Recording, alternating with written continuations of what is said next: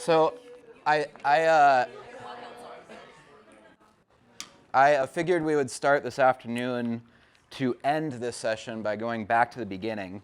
So I wanted to open up a Bible here to the Genesis chapter 1 and just read and then look into how this might affect how we think about real estate investing. So it's a verse you may be familiar with, Genesis 1:1. In the beginning, God created the heavens and the earth. I think most of us have probably heard that before. In the beginning, God created the heavens and the earth. What most of us have probably not ever looked into is the Hebrew behind that verse, because believe it or not, it was not written in English. So in the original Hebrew that it was written in, the word create is Bara. So I don't know how to spell it in the Hebrew alphabet, but this is how it would translate in English is Bara. What Bara means in the terms of this verse of creating is creation from nothing. So something that didn't previously exist now exists. So like 0 to 1 entrepreneurship. You're not just taking something existing and making it cooler, or taking a bunch of ingredients that are already there and rearranging them to make something new, but you were starting with some raw ingredients. Bara implies creation out of nothing. So it's very intentional that if you read that verse in the original Hebrew, they use the word bara.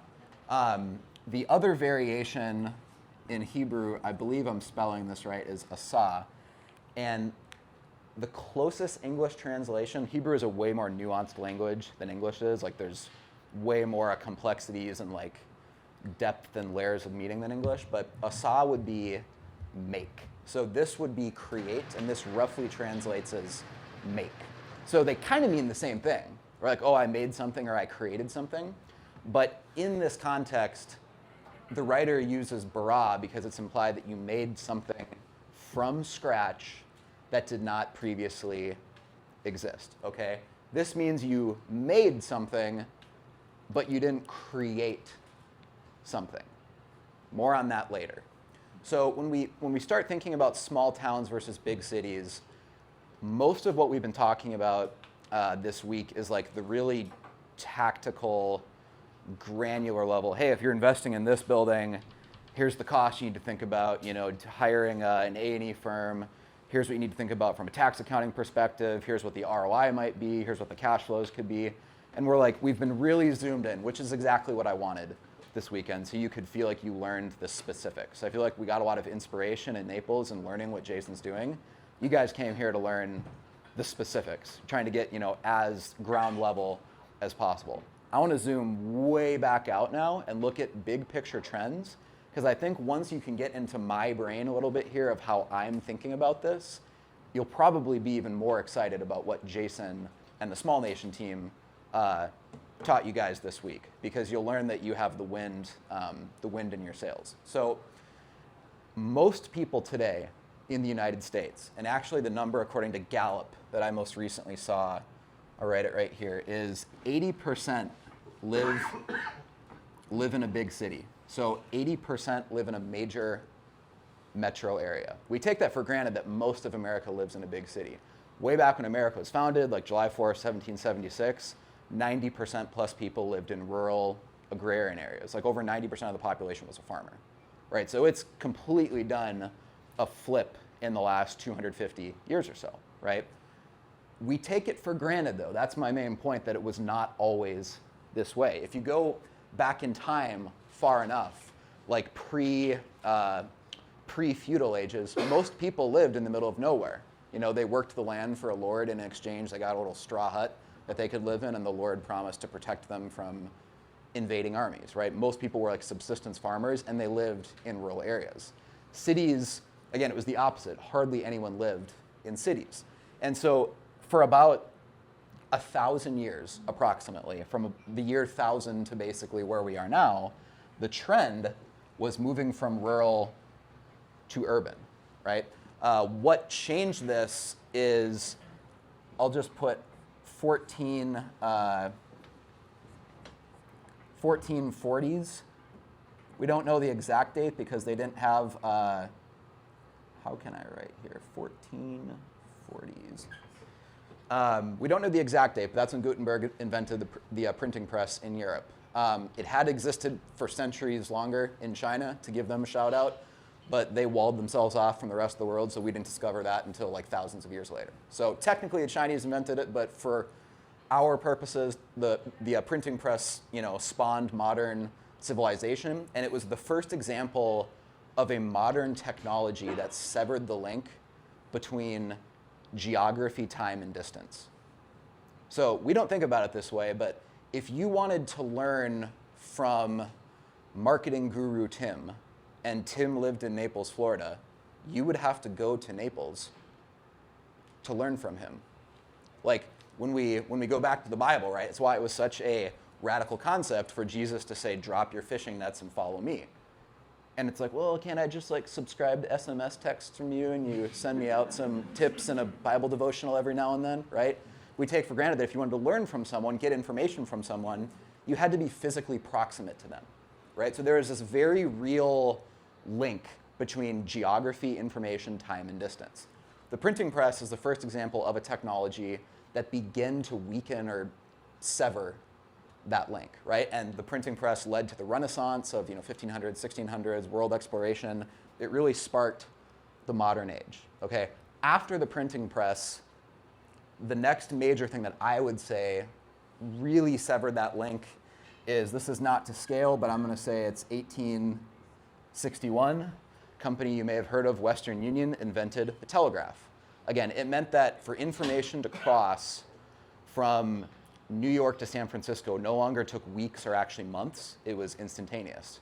This was an absolute game changer because it meant if something happened or a new development of finding out that the crop had failed somewhere, you could immediately wire it across the country and everyone knew so they could react faster.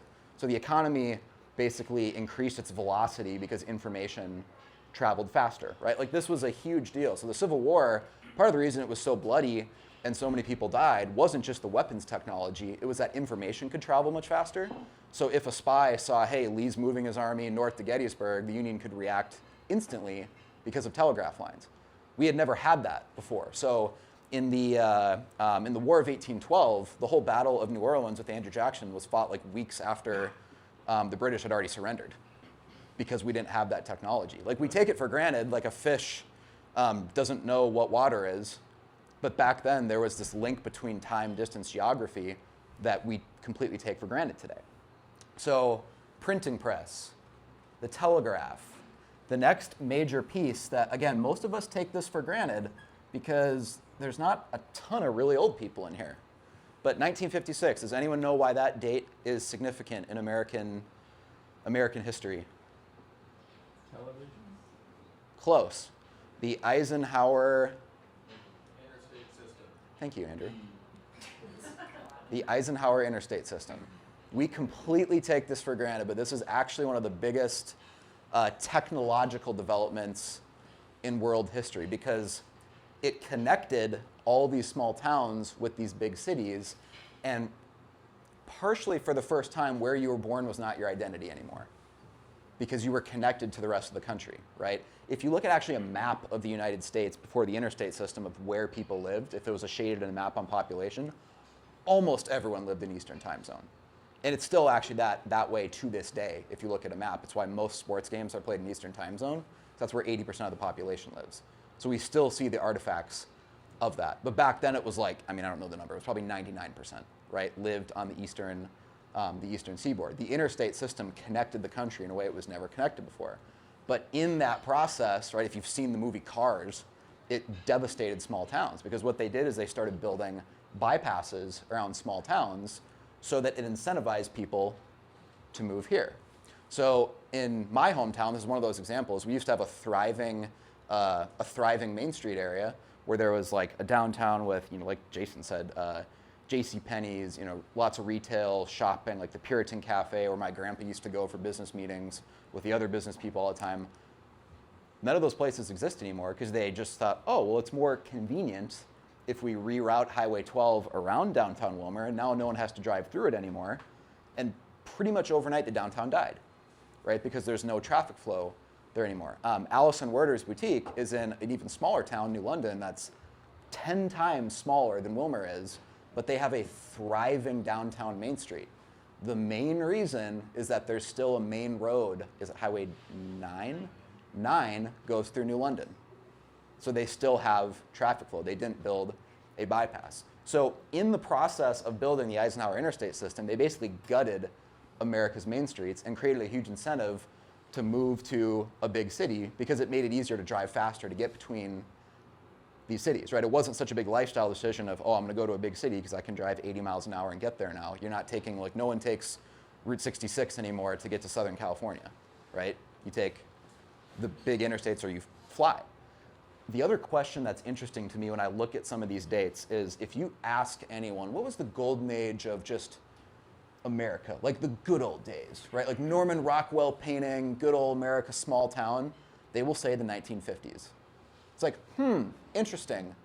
What happened in the 50s that changed that, right? Some people might say the 60s, but this actually took 40 years to be fully completed. You know, they were building interstates for decades because it was such a massive project. But it was the interstate system that really changed this like Americana feeling of the golden age of a main street where it's walkable, you go to restaurants, right?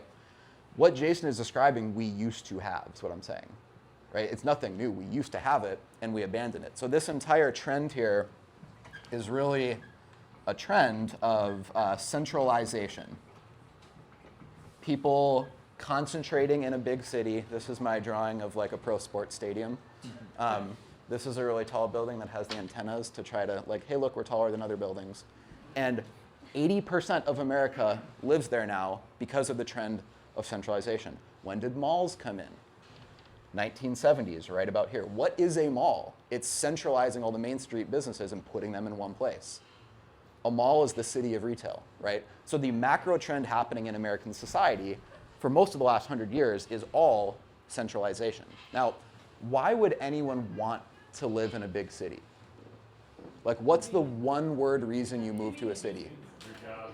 Jobs, right? The second reason that a millennial might give of why they want to move to a city is things to do, right?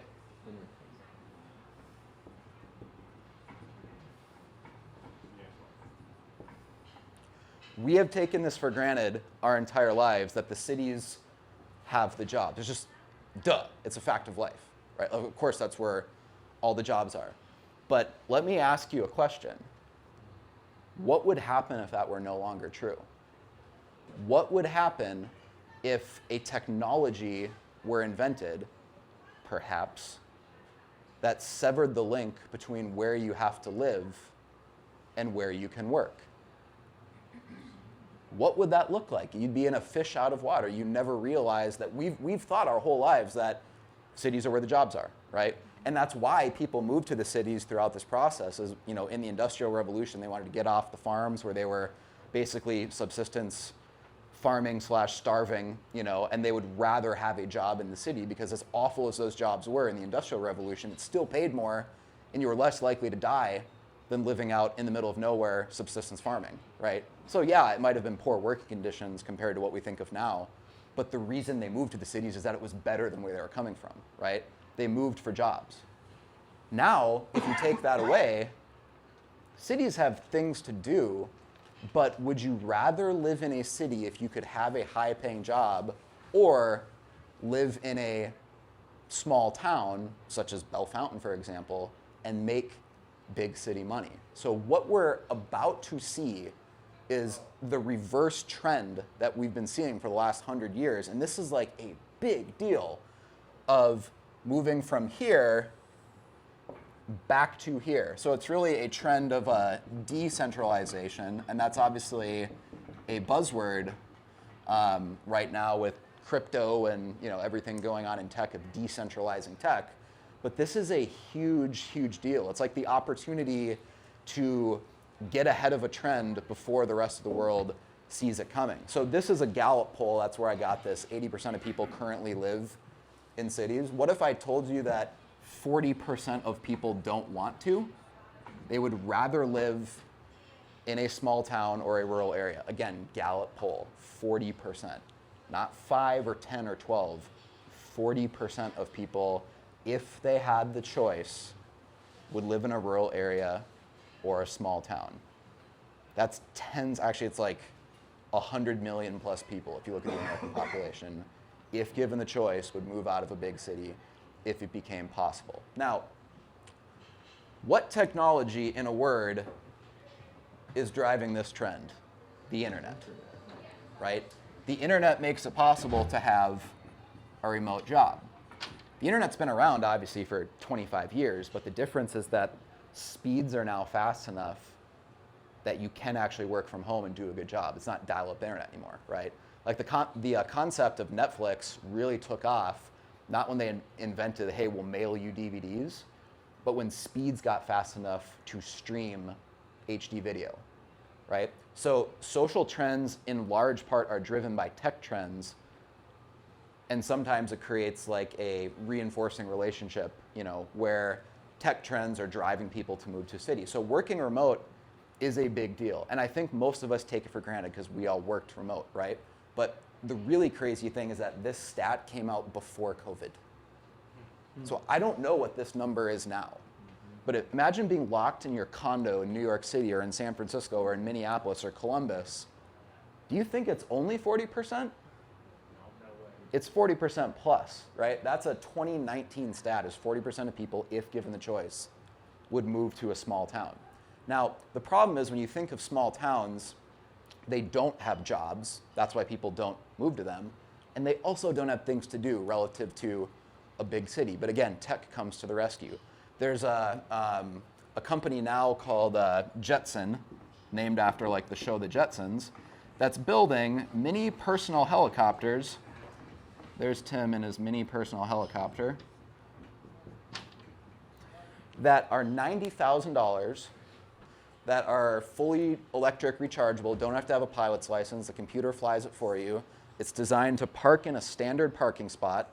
So it operates like a Harrier where it takes up vertically, and you can park it in a standard parking spot. So if Tim wants to live in Bell Fountain, but Tim's a hockey fan and wants to see like the Blue Jackets play when they have home games in Columbus, he can take his Jetson, fly there, get there in probably 30 to 45 minutes, watch the game, and then fly back, and it's flying itself. I don't have to have a pilot's license. I just hit a button, I key it in, and it takes me there, right?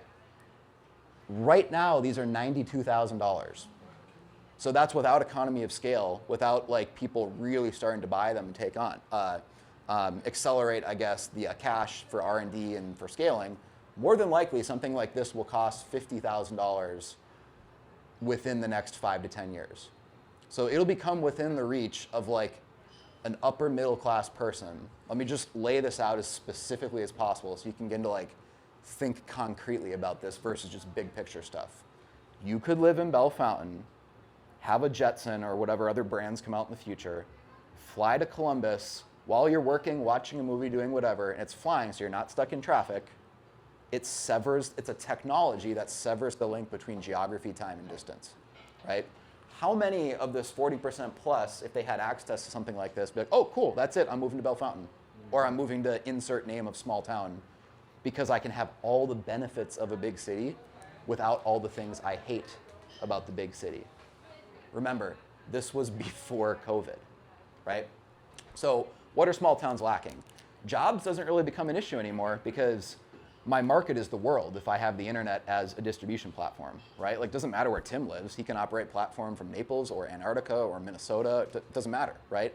So jobs aren't really that big of a deal. The reason right now, the only thing holding back an explosion of small towns is number 2, things to do. And that's where I see huge economic opportunity, is that this is where it gets back to Bara versus Asa. We have the opportunity to create businesses that give people entertainment, places to shop, places to eat, things to do in small towns, and get ahead of this trend before the rest of culture realizes that this is where things are going. Because if you've seen the success of 600 downtown in Bell Fountain, or you've seen the success of Flying Pepper, like, you can't be like, oh, okay, cool, I've seen a pizza place work, I'm gonna open up another gourmet pizza place in Bell Fountain. It's like, well, probably wouldn't support another one just like it. Like, you had to get there first, right? But most of us know small towns. I was just talking to Allison before this, where it's like there's latent demand, there's people with money there, and they're driving an hour away. I don't think Jason went into much detail here, but the reason that he had the idea for a pizza place originally was the owner who originally started 600 had places like in Columbus, and Jason kept peppering them like, you've got to open up a branch in Belle Fountain. You've got to open up a branch in Belle Fountain. He's like, no, no, no. And for years this went on. And eventually Jason was there on a Friday night, and he's like, he pointed out half the dining room, and he's like, this person, that person, that person, that person, they're all from Logan County. They drove here an hour away to eat pizza. People from my town are driving an hour away. If you brought it to them, there's already demand there, right? If you put a thing to do, there's money of people who want to support it, right? So we're in this kind of like in-between time right now where the trend has already started, right? Because this is not Tim's theory that, I think some people might start working remotely, right? It's already a thing, and yet it's not widely distributed yet. There's still tons of companies that are experimenting with it. Maybe, like my mom's an accountant and still goes to work today. That's every day. That's insane. Why would an accountant have to go to an office? That's insane, right? Most of you obviously are realtors. You don't even think about like, why, like my brokerage needs an expensive office somewhere that I go to. It's just like, well, that's stupid, right? Most of the economy hasn't caught on to that yet. Most of the legacy economy is still stuck in old business models. If we have to go to an office, our employees have to work in a specific geographic area. And once the rest of the world catches up, this is a huge, huge trend. The only reason towns like, Wilmer, Candiota County, or Hutchinson in Minnesota, or wherever your small towns are that you're passionate about, Boise, it might be Kuna, right? Like Meridian's too cool, too popular, too growing. Kuna, though, is half hour away from everything else, and it's still very much a small town. Or where Heather is, like Hondo. San Antonio is a big community. Hondo is the Belle Fountain of South Texas, right? It's a small town where the nearest big city is an hour away, and right now there's not enough stuff to do, but there's natural beauty, low cost of living, right? That even if the economy contracts, if someone can move somewhere with high housing prices, that they can buy a house for $250,000, $300,000, they're shocked because they're used to coming from a city where that same house costs $500 or $600, right? There are all these trends that you basically can't argue with me. It's already happening, but the reason it's not really blowing up yet, Belle Fountain style, is that Belle Fountain had an entrepreneur who barraged when everyone else was kind of just like, it'll never work there, right? It'll never work. So it takes someone willing to create something from nothing. And this is why we can't rely on chambers of commerce. We can't rely on city economic development, or government agencies, because all politicians do at the end of the day is ASA. The best case scenario, if they're not like actively destroying value, is they're just moving stuff around, right? They're taxing one group and spending that tax money somewhere else. Best case scenario, it's a zero-sum game. So all politics can do is ASA. Entrepreneurship is Bara. You're taking something that didn't previously exist. It's 0 to 1 business growth, right? There was not a gourmet pizza place in Belle Fountain, and Jason's like, it could work here. We've got to get one here. There's the money here.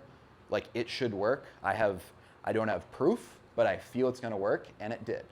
And now that business brings in $2 million a year, 30% profit margin, $600,000 a year net profit. He owns half of it. So I don't know if you guys were doing this math when Jason's talking about this, but Jason personally makes $300,000 a year from 600 downtown.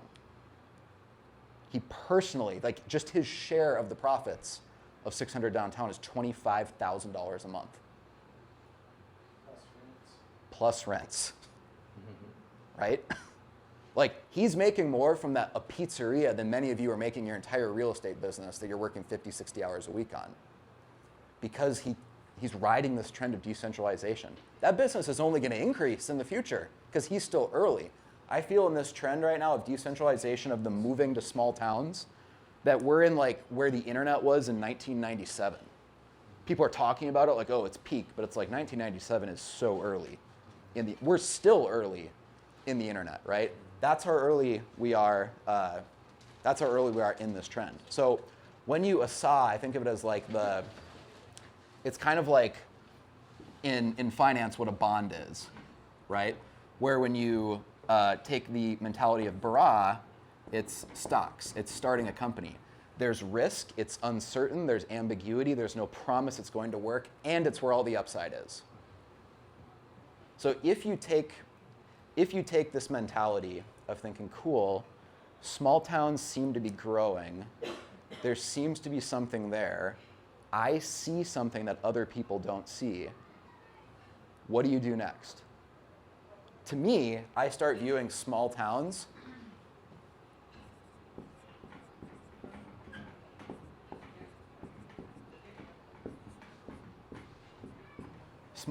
equal an asset class. Usually when we think of asset classes, we think of like, tech, munis, cash instruments, precious metals, growth stocks, cash flow stocks, whatever, right? Real estate, crypto. I'm starting to think of small towns as an asset class in and of itself. It's a bunch of properties that have something in common, but they're not all the same, but they rise and fall with each other, right? So if I was looking to maximize investing returns over the next 10, 25 years, I'd be looking, how can I ride this wave? Because every big company that now is worth billions of dollars, again, we take it for granted like a fish doesn't know what water is, but they were really just big companies because they rode a wave. Like, what do Facebook, Apple, Amazon, Google, all these companies have in common? They just rode the wave of the internet, right? They didn't really know what they were doing for the first 5, 10 years as they were figuring it out. But if you're riding a wave, the wave always subsidizes your lack of knowledge. Because if that's the way things are going, you can figure it out along the way, right? You don't want to go into a dying industry and be the best executor, implementer in a dying industry where you're fighting the tide, right? Like, this is a huge wave and it's just beginning. So you've probably seen platforms start to do this over the last year in case you've had inklings, but if you've noticed, we put a lot more of an emphasis on small towns in our copy. We're sponsoring a goddamn rodeo this summer, right? Like, that's because I'm trying to put an emphasis on platform is gonna help agents that work in smaller towns, because I think that's where all the opportunity is. Cities are always gonna do well, by the way. So this is an interesting statistical reality that you see articles that say cities are growing, right? Oh, cities still didn't shrink during COVID lockdowns, right? Cities continue to grow, and they will. Like, this number of 80% is probably not gonna change. In 10, 15 years, this will actually probably be 90%. So even though everything I'm saying of this is where all the opportunity is, these things can coexist. And it's because of simple math. So if a city has millions and millions of people, but that city loses a couple thousand people, let's say the city loses 10,000 people, negative 10,000 people, and this small town of Bellefontaine gains 1,500 people, right? We're plus 1,500, negative 10,000 over here. But this city started with millions of people. This is a way bigger deal as a percentage. So this is still where the opportunity is, even if the city, the city might have lost 10,000 people, but 11,000 people moved there, net gain, or I should say 20,000 people moved there, right? So they lost 10,000 people, but it's plus 20,000. So they're still up 10,000, right? So that's why you see these articles of cities are where all the action is, where all the opportunity is, right? Look, even throughout COVID, the cities are still growing. But what's a bigger deal to a place? A city that already had 1.5 million people adding 10,000, or a city like Bellefontaine that had 15,000 people adding 1,500? That's a 10% increase. For a city to have the same delta, they'd have to add 100,000 people in a year.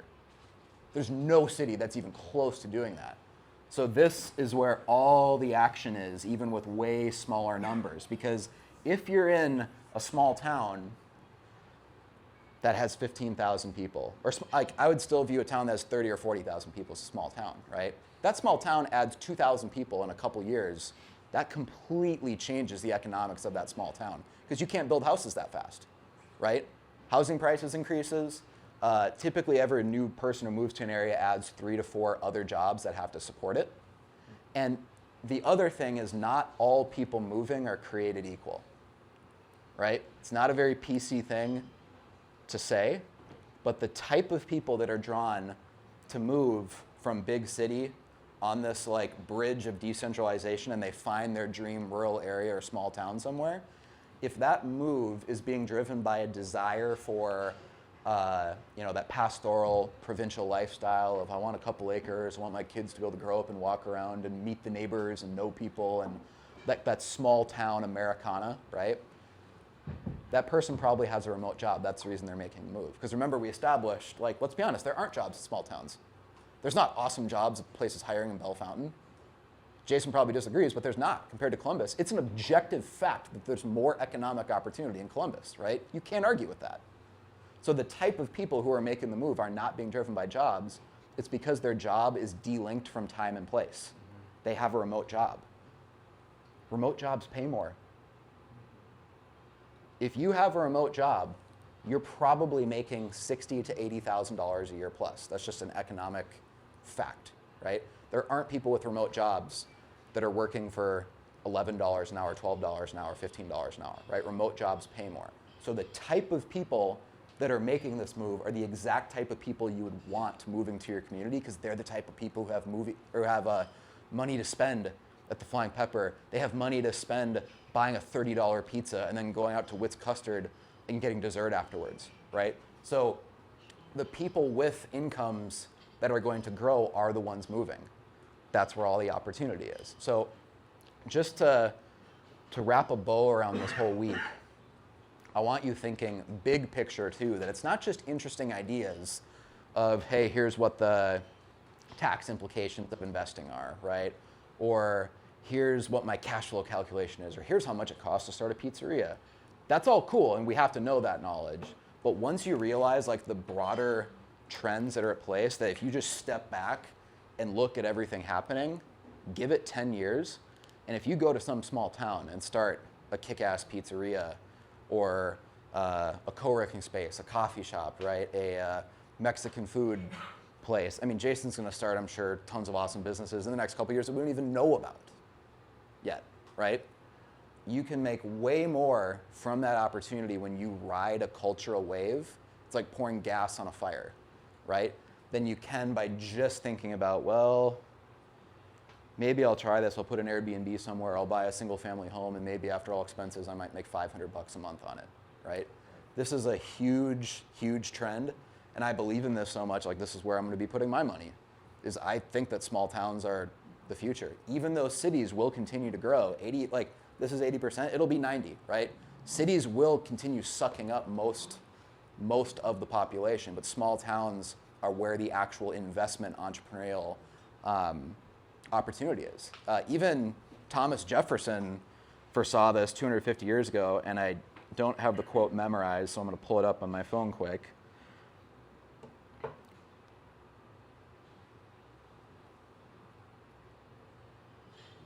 So he told this in a letter to James Madison. James Madison was like the architect of the Constitution. He's a huge reason why we have a bicameral legislature with a Senate and a House.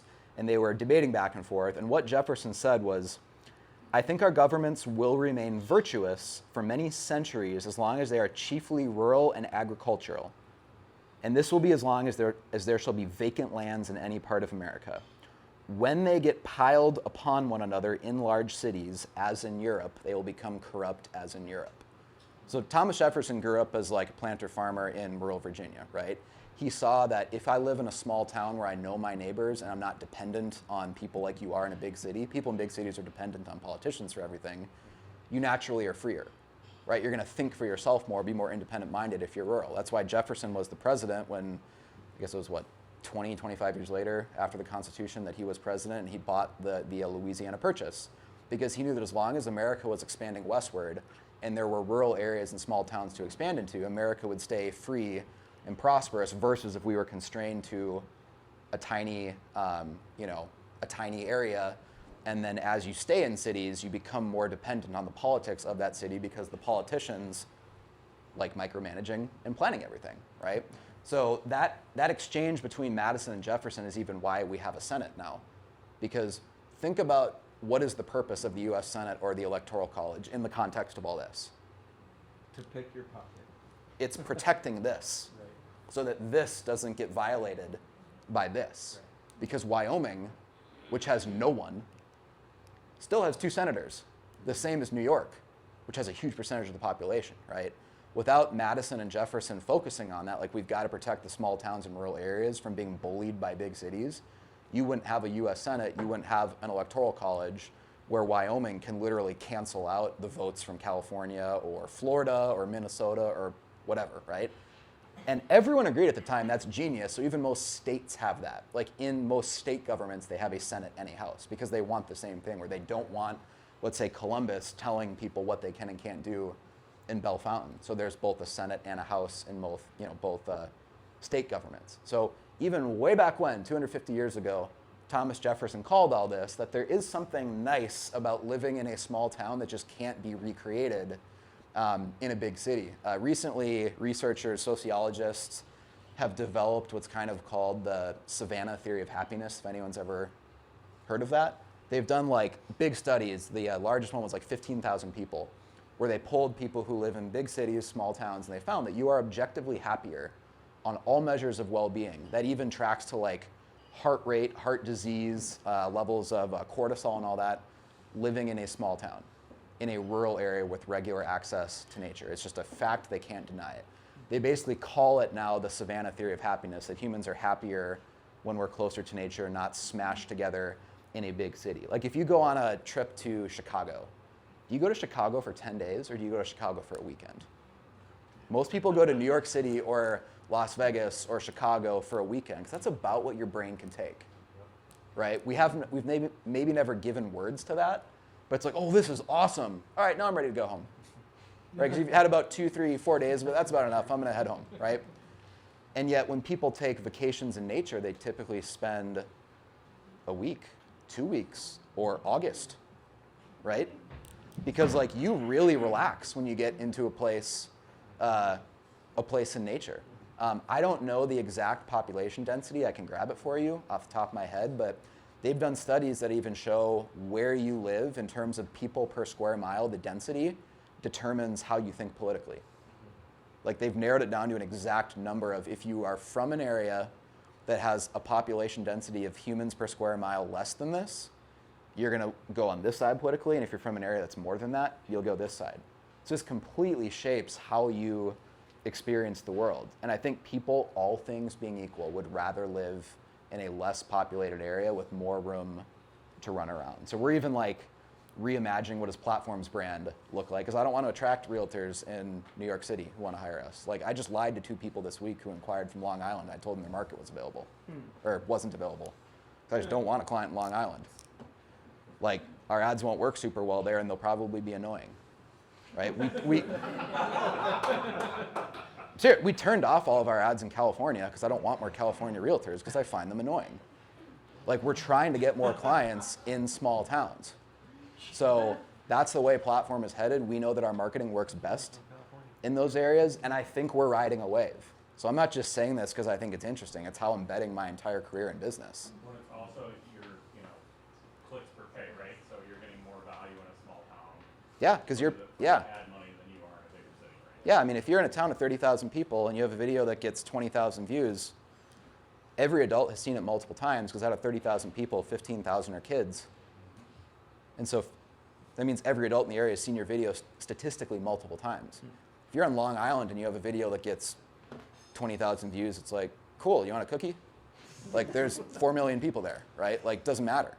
So we get results better for people if you're in a somewhat small town rural area.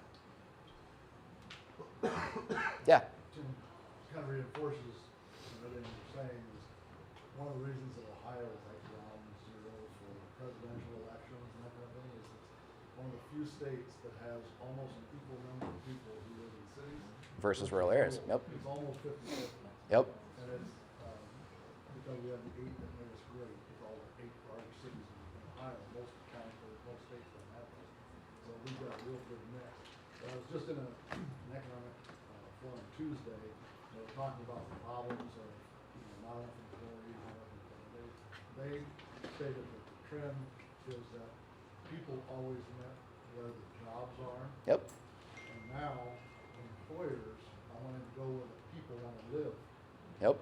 And, So if that's I how- actually, in the first draft of this presentation, I had a third point, which maybe wasn't super relevant to this talk, but if you have the ability to choose, the third point is natural beauty. All things being equal, if there's some stuff to do, if you have access to the internet for your job, all things being equal, like ceteris paribus, you'd rather live somewhere that has natural beauty. So like if I were thinking about where I'm going to invest, I'd look at like, okay, what is, like Naples is beautiful, but Naples is also not a small town. What has upside that's a beautiful place to live, things to do? It's like Punta Gorda, go a little bit further north into Portugal. Like what are those small towns that still have that vibe? They're still beautiful, but there's still upside, right? Or hilly country like, that has mountains. That's why I bought in Spearfish. Like again, I'm putting my money where my mouth is. I bought 6 acres in Spearfish last year because it checks all those boxes. It's gorgeous, there's no income tax, and it's still a small town. Spearfish is about like Bell Fountain.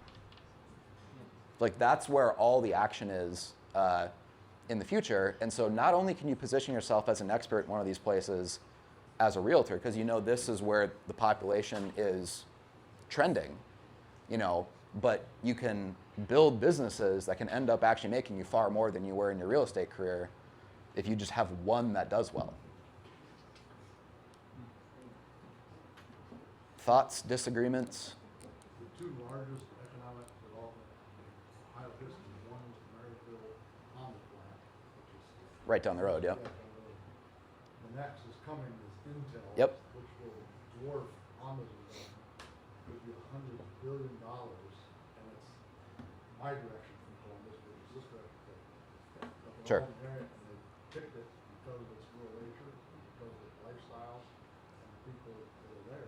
They know there's not enough houses, they know there's not enough. Totally. But the people will come because they want to live here. Yep. Most people don't believe reality until they see it. So that's something, if you're taking notes, like write that down. Most people don't believe reality until they see it. Most people in here probably did not know this existed until I just told you. And it still won't matter until you see one.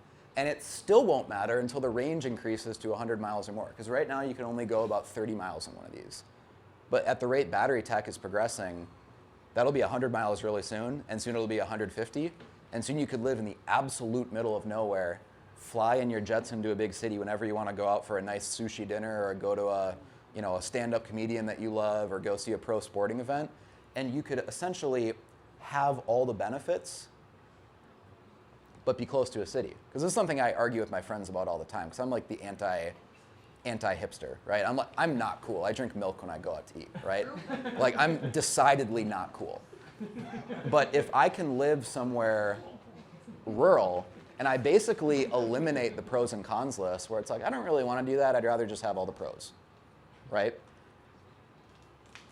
I can live somewhere rural. It's like, well, if I want to get sushi and take Bella out for Valentine's Day, her birthday, whatever, just some random date and go somewhere fancy or go to a pro sports event if she wants to see a musician she likes, whatever. Like, you're not typically doing that on Tuesday nights or Monday nights, right? This is the argument I always have with my friends. I'm like, why do you live in Minneapolis where you get just like a shit-tastic home for $500,000 where there's drive-bys in your neighborhood all the time? You're like, but I'm close to restaurants. Like, cool, but are you eating out every night? It's like, no, you might on the weekend. Why would you not live here? And then when you want to go out to eat, by all means, just go to the city and then fly back. Like you can still have that. People aren't willing to drive right now though. So like even just this technology, I think it's going to change the world and no one's talking about it. Like Andrew lives on 50 acres on a private lake on a peninsula on a log cabin surrounded by rolling hills flanked on apple orchards on both sides. He's about to buy, is it a 100-acre parcel that's on the other side of the road? A few years out will be 75. 75. So like he'll increase that to 125 acres. And he's in a rural area 2 hours away from a major city, and he can afford that in his 20s. And he didn't get like a subsidy from anyone, so it's not like I gave him money or our family gave him money or something. It's just when you live somewhere that's in the middle of nowhere, you can afford that. And he had a remote job, right? So he's actually a leading indicator that proves what I'm talking about is like you could live a baller life that maybe multiplies your income by a factor of 10 because you have big city pay living in a small area, but also the big, like, things are cheaper here. So it's not just one variable, it's two, right? The cost of living is lower and you're getting big city pay. Like the platform, I don't care where like Jackie lives. I'm not going to pay you less if you live in a small town or more if you live in a big city. So whenever we have employees who live in big cities, I'm like, why? You could live anywhere. Why wouldn't you live somewhere that increases your earning power by $1,000 or $2,000 or $3,000 a month? You know, and people just don't yet see it yet because they don't believe reality until they see it. So until this literally has, until this costs $30,000 and can go 100 miles, people won't take action ahead of its implementation, I guess. Like, what would you do? Maybe it's easy to look historically. What would you do if in the 1890s you foresaw everything that was going to happen with the automobile? Like, what would you invest in if you saw it a decade or two before everyone else? Tires. Land 20 miles away from. Yeah, because the car completely opened up the country where people started driving, traveling. Like, hotels, motels really didn't exist. They were only a rich person thing when wealthy people would travel, right? Gas stations and fuel stations. And right now, those are about to be decimated because with everything moving electric at some point in the next, you know, I don't think it's going to be in 5 years, but 10, 15 years out, like, there's really no need for convenience store gas stations because most convenience stores sell gas at cost, hoping you go in and buy stuff for your road trip, right? So those might go the way of the past, and who knows what those will be replaced with. I think about all the malls. Like, as we centralized everything and went away from main streets and we went all in on shopping malls, which is just a centralization of local stores. What are all those malls going to become in the future, right? We're still in this period of time, though, where there's tons of small local main streets that absolutely suck. They're just terrible, and they're cheap, right? Like, everyone knows Warren Buffett. He's super rich, richest investor ever. They think he's this amazing investor, but he really hasn't made any good investments in the last, like, 20 years. Almost all of his good investments were made like 30, 40 years ago, plus. Does anyone know why? Anyone want to take a stab at that? He doesn't invest in anything that he doesn't understand. True. Speed of information. What's that? Speed of information. Kind of. It has to do with information. So yes, compound interest is absolutely true. Like, he's made his money because he just has had time in the market, you know, not timing of the market. But his whole investing philosophy is based on an idea that doesn't work anymore. Like, he learned everything from Benjamin Graham, and the whole philosophy was value investing, right? Which is like, buy companies or buy stocks that have a low PE ratio, price to earnings. So like, ideally something in the single digits where you can buy a company that's worth $1 million, but cash flow is 100K a year. So that's a PE of 10, $1 million divided by 10. So in other words, you buy it, you get your money back in 10 years, right? He almost exclusively bought companies that when he looked at their book value, that the PE was really low. But this was back before all this data was centralized. He would personally do research, drive, fly around the country, ask companies, you know, that he was an investor. He's like, I want to look at your books. And then he'd find opportunities of like, wow, you know, this company no one's ever heard of, and they have a PE of 6. That means in 6 years I get my investment back.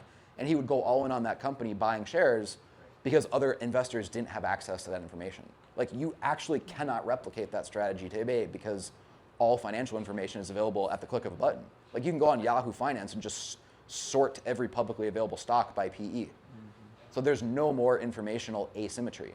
Right? Like, you actually, a young Warren Buffett today could not replicate what Warren Buffett did back then because information is completely readily available. So you can't like find exceptions, I guess what I'm saying, right?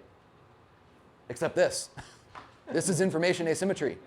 It's like, you know, something that the rest of the world has buried their head in the sand and they don't see this, maybe because they don't want to see it, right? Like, this is an actual informational advantage of, cool, like, Heather, like, you live in, you know, like Medina County, Hondo, Texas, you see all this stuff happening already. So you're probably on like the tip of the spear in terms of seeing this trend. And there's still no one doing anything. There's not people opening retail restaurants. You know, like the way people made money in the gold rush, right, wasn't finding gold, it was selling pickaxes to the people moving out there. It's crazy to me that nobody's doing anything. I have one neighbor that's coming in of 250 houses, another neighbor that's coming in 918 houses. I mean, our town is about to double in size in the next And 5 no one years. is starting the And retail nobody's doing businesses anything. that'll We have serve nowhere all those for people. to eat, nowhere for people to do anything. We don't have, like, entertainment-wise, we have a movie theater that shows one movie a week, right? And it's usually no bowling in them. I mean, nothing. There's nothing to do. Like, we have HEBs, but like axe throwing, all this stuff would work so perfectly. And so the last thing I'll say here, because I know I've just like gave you a bunch of information, but most of you are in a high margin cash flow business, right? Like your cost of goods or your expenses are a tiny percentage of your overall business, right? Like you think of it as like, oh no, my expenses were 20% of my income last year. It's like, well, that's an 80% profit margin. That's amazing. Like most businesses would kill to have an 80% profit margin, right? Like if you make 300 grand a year as a realtor, you know, like more than likely you spent less than $50,000 in that business, right? So you have a very high margin cash flow driven business. This strategy is more driven, what Jason's doing is more driven by a balance sheet mentality. If I'm not trying to necessarily go out and build businesses that are gonna make a ton of cash flow, but I'm optimizing for 10 years from now, if I own the real estate and I own a business that's at least successful enough to pay the expenses, the mortgage and everything, then I'm acquiring the property for free, right? Most people think about buying the property and finding a tenant, but if you own the business that pays it, then the business is building the equity for you, and at some point, the population trend will make that business profitable. So it's still a win if you buy a building, put a business in it, get it going, whether you start a pizza place, co-working shop, whatever, as long as it's paying for itself, the population increase will turn it profitable in the next 5 years. So Jason thinks in 10-year increments. I don't think he ever explicitly said this, but he's optimizing for like what'll maximize my portfolio value and my financial situation 10 years from now. Because if he wasn't doing that, he would not be spending the amount of money he's spending on consulting, branding, pumping the absurd amounts of capital into some of these buildings that he has, because he's not concerned with short-term cash flow. Does it help that he has a pizza business that brings in $600K a year of profit? Yeah, that helps. But now he has a tax problem, so he invests into all these other buildings to shield that income. He doesn't want to show a huge taxable profit, right? Remember, Jason said he hasn't paid taxes in seven years, what it is, something like that? He hasn't paid federal taxes in that long because of all the projects that he's doing. So imagine what Jason will have after getting like a decade head start, really a multi-decade head start in Bell Fountain. I think anyone can do it. You just need to find the small town that ideally has not things to do, maybe has natural beauty, somewhat near a major city that people might want to live, and then look at trends. Are people moving there? Like, look at, are people with remote jobs moving somewhere? If that's happening, then there's huge opportunity there. And ask yourself the question, do people who live there, are they driving more than half an hour to 45 minutes away for dining experiences, shopping, or retail? Because there's a lot of small towns where that's true. Like, there is money in the small town. Like in our tiny, crappy hometown in Minnesota, there's a turkey company called Jennie-O that's $1 billion company, billion with a B, and it's in this tiny town. So all the corporate executives of this $1 billion company, about the size of Bell Fountain, are in this tiny hometown. And yet it's still a hometown that like people will drive an hour away to go to Olive Garden because they're like, this was a nice meal out. Right? Or if they're classy and they're into seafood, it's like Red Lobster is also an hour away. So if people are leaving but they're still spending money elsewhere, those would be the two things. Are people with remote jobs moving there, and are people who living there spending their money elsewhere? It's like, well, that's a slam dunk then. You know, like that's about as like having your cake and eat it too as you can possibly get, where you're living in the Bara world versus a SAW, but there's really not downside to it. And if it's an opportunity zone, your taxes and stuff. Yeah. And you can write off everything you're putting into it right now. It's this Yep. high income we just talked about. So just so everyone understands what opportunity zone is, it's basically like you can put money into buildings if it's in a federally designated opportunity zone, but you don't have to worry about doing a 1031 on the back end because you don't owe taxes on the capital gain appreciation. Where you could still do everything Jason doing, he would do without the opportunity zone, because he would just 1031 it or just never sell. You know. So, cool. Well, thank you guys for coming out, and do it.